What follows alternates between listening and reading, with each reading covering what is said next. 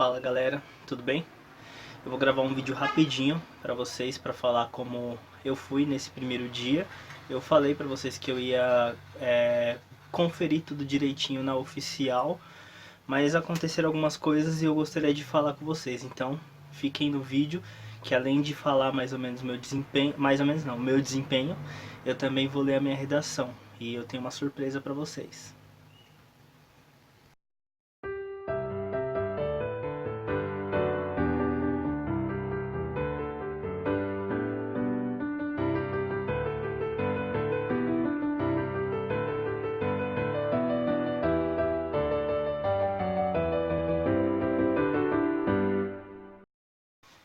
Bom, gente, primeiro eu vou falar pra vocês o que eu achei da prova. Eu achei que essa prova ela teve uma dificuldade alta, tanto na prova de linguagens como na prova de humanas. Eu não fui bem em humanas, para vocês verem como a prova estava complicada. Eu caí de 36 acertos que eu tinha o ano passado para 28. E apesar disso, eu ainda acho que vai ter valorização na TRI, porque eu garanti, pelo menos as questões fáceis eu acertei todas elas. E a minha infelicidade aqui, pelo menos assim, nas questões que eu tive maior índice de erro, eu tinha marcado, assim, destacado que a questão que eu fiquei em dúvida, e infelizmente a questão considerada certa foi a questão que eu tinha que eu acabei não colocando. Então assim, eu fiquei entre duas e coloquei a errada. Só que tem uma coisa que pode mudar, né? Porque todos os cursinhos que eu tava vendo tem um consenso em determinada questão. Só que todos eles estavam marcando questões divergentes em algumas questões, então pode ser que com o gabarito oficial a minha nota mude. E é isso. Em linguagens, também achei a prova puxada esse ano, mas só que linguagens eu acertei 32, então no todo eu acertei 60 questões. Óbvio que pode mudar isso daí quando sair o gabarito oficial, mas é assim, o meu objetivo principal era manter pelo menos o que eu tinha feito, ou de preferência subir bastante para já garantir bastante coisa nesse primeiro dia. Não consegui fazer o que, né? Mas pelo menos eu fiquei muito próximo do que eu fiz no ano passado no primeiro dia. O primeiro dia do ano passado eu acertei 63, se eu não me engano, 63 ou 62, agora eu não me lembro, e esse ano eu acertei 60. Pode ser que mude alguma coisa porque vai sair o gabarito oficial. Mas o que eu gostaria de falar principalmente é sobre o tema da redação. Eu achei o tema assim, quando eu abri a prova, foi a primeira coisa que eu fiz, foi a redação. Nossa, eu tô suando um pouco, tá muito quente, gente. Foi a primeira coisa que eu fiz, a redação. E eu achei, quando eu abri a prova, eu falei, porra, mano, que tema é esse, velho? Fiz redação de evasão, fiz redação de doação de órgãos, fiz redação de tudo, menos aquele tema. Tipo, pra mim era um tema que não fazia nenhum sentido. De cultura, eu cheguei a fazer uma redação na parte de cultura, mas não especificamente do cinema, que é muito fechado. Então, quando eu abri o tema, de imediato eu perdi todo o meu repertório cultural. Tipo, eu falei, porra, o que que eu vou falar disso daqui? Não tem nada, assim, nada que seja alguma coisa forte, assim, que eu consiga sustentar a minha argumentação, tudo. E eu não consegui, tipo, mas só que depois eu levei, tanto é que eu levei uns 30 minutos pra pensar o repertório todo direitinho. E isso daí também mexeu com o meu emocional quando eu tava fazendo a prova. Porque eu falei, caralho, tipo, eu não tô conseguindo fazer a redação. Aí depois você vai olhar as questões, só tem aquelas questões filha da puta baga. Aí o que que eu fiz? Eu continuei pensando no repertório e veio de imediato uma coisa, do nada assim. Veio Brás Cubas, tem uma frase do Brás Cubas que eu gosto muito de usar nas minhas redações. Aliás, eu gosto de usar várias frases do Brás Cubas, mas essa em especial se adequava bastante no texto, que é suporta-se com paciência a cólica do próximo. Que é, por exemplo, o próximo que se foda. Então, no contexto que eu utilizei para concentração bom para eles que eles têm cinema, porque para quem é da massa assim, foda-se. A gente tem os nossos direitos aqui tudo certinho, então eles que se fodam. Então, desculpa o palavrão, mas é basicamente isso. Eu usei Aristóteles no segundo desenvolvimento, que que ele fala sobre catarse. Catarse é uma sensação que você tem quando você tem o contato com algum tipo de arte e você tem meio que um êxtase, um aprendizado com aquilo, e a partir disso você pode debater alguma coisa. Então eu usei catarse do Aristóteles e eu usei também República Oligárquica. Para comprovar a catarse de Aristóteles, eu utilizei o filme do Coringa, que foi uma coisa que mobilizou bastante as pessoas e acabou fomentando algum tipo de discussão. E é isso, gente. República Oligárquica. Deixa eu ver se eu usei mais alguma coisa. Não. Eu usei o Ministério da Cultura, mas felizmente o Ministério da Educação divulgou uma nota oficial falando que essas pessoas que utilizaram o Ministério da Cultura não vão ser prejudicadas. Então, assim, foi uma coisa que aliviou bastante. O que eu gostaria de dizer para vocês é que vocês não se preocupem se vocês foram mal esse primeiro dia, porque a estratégia definitiva é ir bem na redação no primeiro dia, de preferência ir bem em tudo, mas se não der para ir bem em tudo, pelo menos a redação tem que garantir, porque é o que vai reparar esses pequenos erros que a gente vai ter durante a prova, até porque a redação vale 1000, então tem um peso imenso e as universidades dão um peso muito grande para a redação. E também outra coisa que dá pra melhorar é no segundo dia, porque o segundo dia, depois da redação, o segundo dia conta muito por causa de matemática. Para quem quer medicina, a natureza conta bastante, então vale a pena ir bem nos dois. E é isso, eu vou ler a minha redação para vocês e no final eu faço algumas considerações. Eu vou ler. Quando Brás Cubas explanou sua máxima, suporta-se com paciência a cólica do próximo, evidenciou que as demandas coletivas não são relevantes.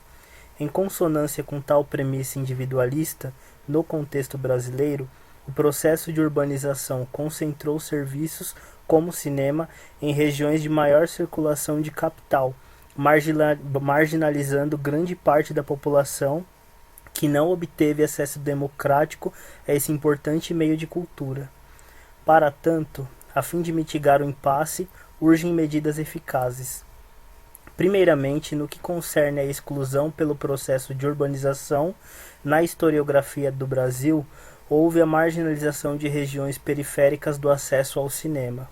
Fato que corrobora isso pode ser observado na República Oligárquica, que durante a modernização do Rio de Janeiro pelo presidente Rodrigues Alves, a estrutura para uma atividade cosmopolita das elites se concentrou no centro das circulações de capitais, forçando, com isso, a parcela social pobre para regiões precárias, sem as mesmas possibilidades. Depreende-se disso que o surgimento dos serviços culturais nascem da concentração em regiões polarizadoras, o que dificulta ainda hoje a democratização do espaço urbano, como o caso do cinema.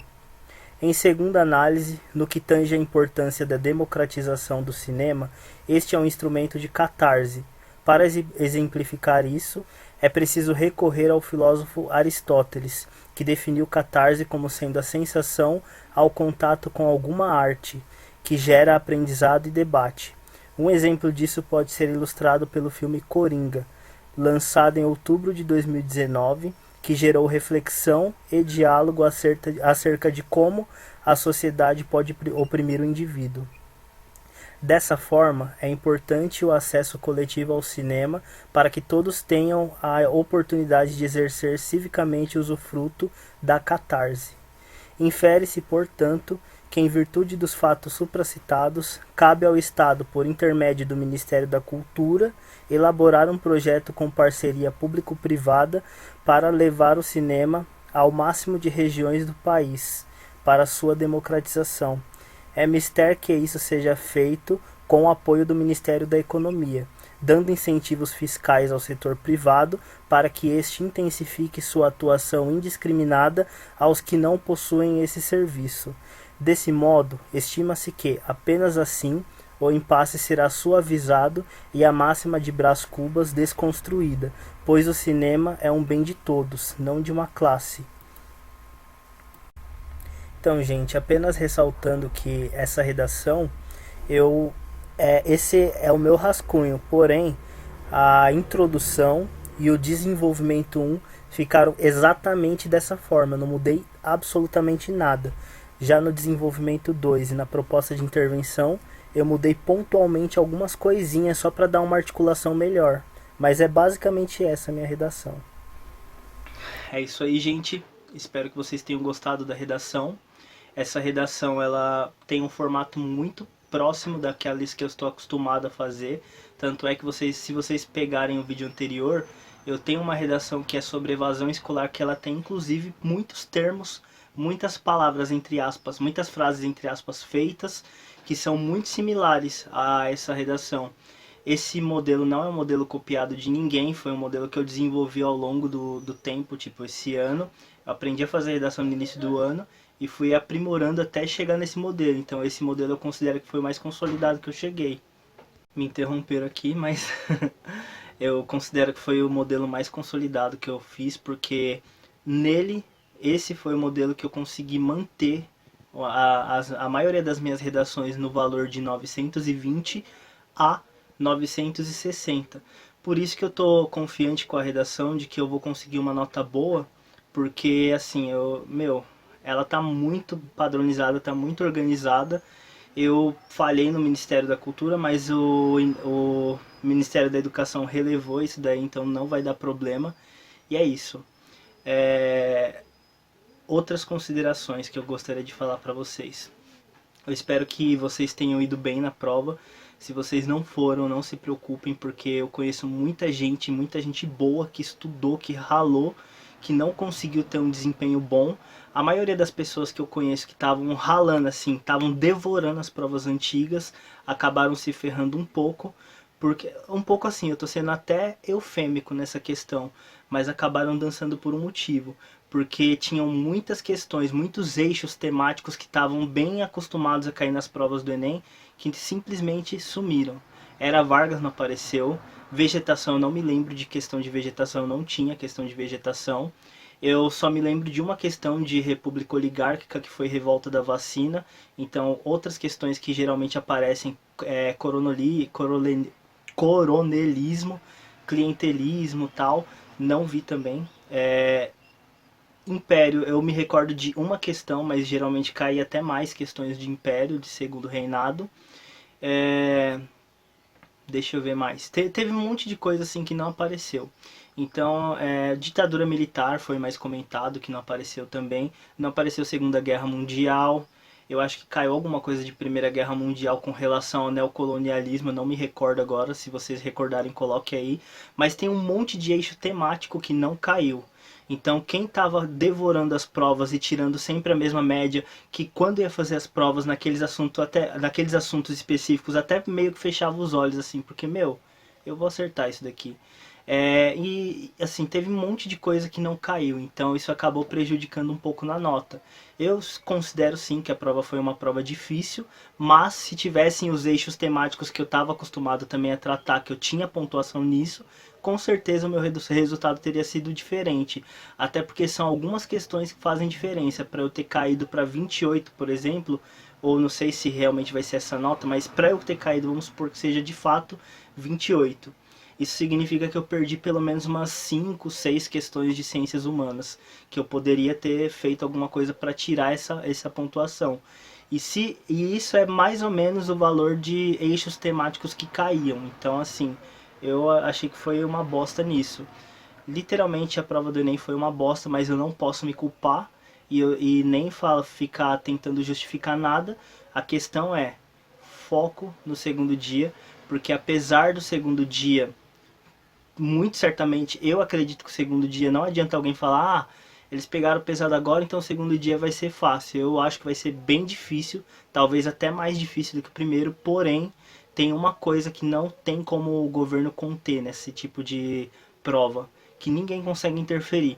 O conhecimento de exatas, ele é de exatas, então não dá para você ficar colocando nenhum tipo de ideologia, independente de qual vertente, não dá para você suprimir alguma coisa porque vai de divergência com o seu governo, nada disso, porque são questões universais.